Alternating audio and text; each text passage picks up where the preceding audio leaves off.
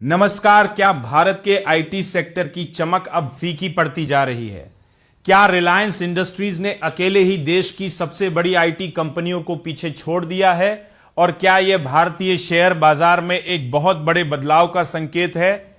आज की इस रिपोर्ट में हम आपको बताने वाले हैं एक ऐसी कहानी जिसने निवेशकों को चौंका दिया है, क्योंकि जिस रिलायंस को कभी अकेले टीसीएस चुनौती देता था, आज उसी रिलायंस के बराबर पहुंचने के लिए देश की 5 सबसे बड़ी आईटी कंपनियों की संयुक्त ताकत भी मुश्किल से काफी पड़ रही है। 2 साल पहले तक देश की सबसे मूल्यवान कंपनियों की दौड़ में रिलायंस इंडस्ट्रीज और टीसीएस आमने सामने खड़े दिखाई देते थे। उस समय अकेले टीसीएस का मार्केट कैप करीब 16,30,000 करोड़ रुपए था। लेकिन अब तस्वीर पूरी तरह बदल चुकी है। ताजा आंकड़ों के अनुसार रिलायंस इंडस्ट्रीज का मार्केट कैप करीब 17,70,000 करोड़ रुपए पर पहुंच गया है, जबकि टीसीएस, इंफोसिस, एचसीएल टेक, विप्रो और टेक महिंद्रा जैसी 5 बड़ी आईटी कंपनियों का कुल मार्केट कैप करीब 18 लाख करोड़ रुपए के आसपास है। अगर अलग अलग कंपनियों की बात करें तो टीसीएस का मार्केट कैप करीब 7,60,000 करोड़ रुपए, इंफोसिस का 4,30,000 करोड़ रुपए, एचसीएल टेक का 3,10,000 करोड़ रुपए, विप्रो का 1,80,000 करोड़ रुपए और टेक महिंद्रा का करीब 1,30,000 करोड़ रुपए है। यानी अकेली रिलायंस इंडस्ट्रीज अब पूरे भारतीय आईटी सेक्टर की दिग्गज कंपनियों को टक्कर देती नजर आ रही है। अब सबसे बड़ा सवाल है कि आखिर आईटी सेक्टर की वैल्यू इतनी तेजी से क्यों घटी?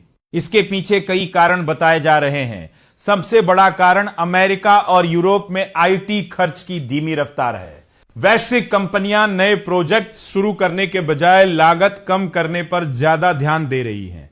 इसके अलावा जनरेटिव एआई के तेजी से बढ़ते प्रभाव ने पारंपरिक आईटी सर्विस मॉडल पर भी सवाल खड़े कर दिए हैं। निवेशक अब यह देखना चाहते हैं कि भारतीय आईटी कंपनियां एआई से वास्तविक कमाई कब शुरू करती हैं। हालांकि हाल ही में एचसीएल टेक की बड़ी एआई डील की खबर के बाद आईटी शेयरों में कुछ सुधार जरूर देखने को मिला है। इससे संकेत मिलता है कि अगर बड़े एआई ऑर्डर मिलने शुरू हुए तो आईटी सेक्टर में एक बार फिर तेजी लौट सकती है। दूसरी तरफ रिलायंस इंडस्ट्रीज की ताकत उसकी विविधता में छिपी हुई है। कंपनी केवल तेल और गैस कारोबार तक सीमित नहीं है। Jio, retail, digital services, new energy और उपभोक्ता कारोबार ने निवेशकों का भरोसा लगातार मजबूत बनाए रखा है। यही वजह है कि बाजार में उतार चढ़ाव के बावजूद रिलायंस का मार्केट कैप लगातार मजबूत बना हुआ है।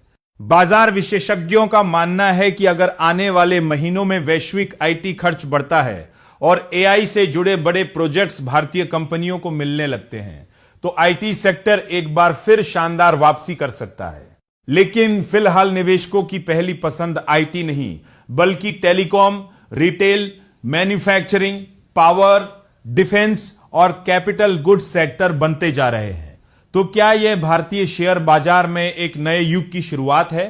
क्या रिलायंस का दबदबा आगे भी जारी रहेगा या फिर आईटी सेक्टर वापसी करेगा? अपनी राय हमें कमेंट बॉक्स में लिखकर जरूर बताएं।